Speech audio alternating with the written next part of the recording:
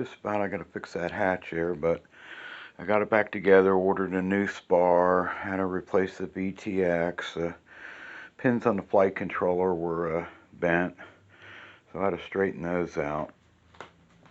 I put the camera up there instead of in the nose just for this. See how it works. The nose was actually crushed completely back and under.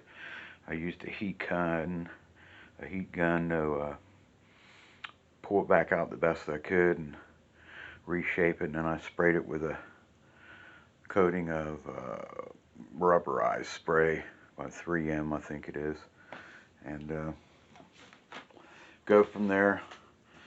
Little crack back in there, fixed. We'll see if it'll fly again, but this is one plane you're going to have to keep the speed up on. You don't really want to drop it below 35-40 miles an hour, in my opinion. Anyway, thanks for the look.